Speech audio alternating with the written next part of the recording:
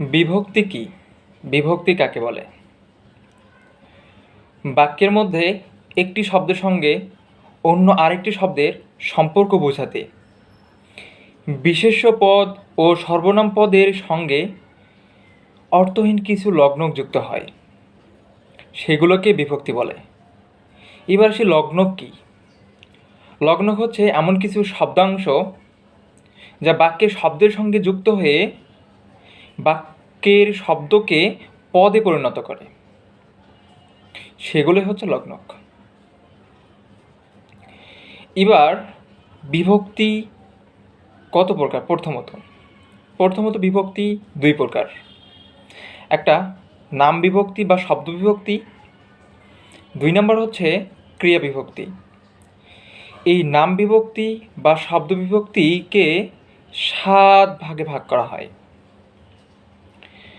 1 নম্বর হচ্ছে প্রথম বিভক্তি, 2 নম্বর দ্বিতীয় বিভক্তি, 3 নম্বর তৃতীয় বিভক্তি, 4 নম্বর চতুর্থী বিভক্তি, 5 নম্বর পঞ্চমী বিভক্তি, 6 নম্বর ষষ্ঠী বিভক্তি, 7 নম্বর সপ্তমী বিভক্তি।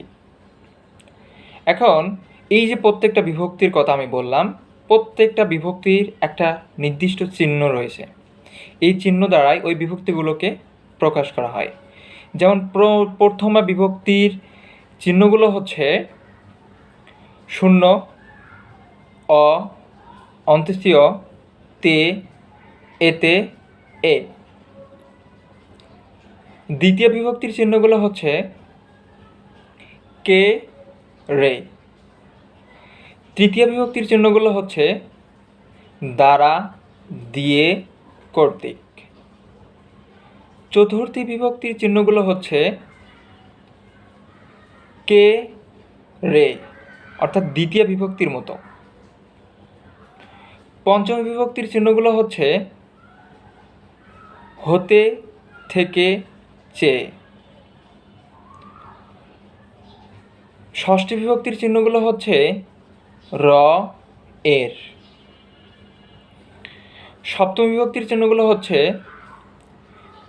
এ, অন্ত্যেষ্টিয়, তে, এতে। এবার বিভক্তি আসলে বাক্যের মধ্যে কিভাবে বসে আমরা একটা উদাহরণ এর মাধ্যমে দেখব। যেমন বুলবুলিতে ধান খেয়েছে, খাজনা দিব কিসে।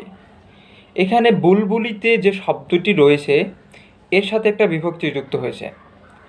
বুলবুলি একটি পাখির নাম, তো এই নাম বিভক্তির সঙ্গে অর্থাৎ নামের সঙ্গে আরেকটা যে বিভক্তি যুক্ত হয়েছে, অর্থাৎ বুলবুলির সঙ্গে যে তে যুক্ত হয়েছে, এই তে হচ্ছে একটা এখানে নাম বিভক্তি।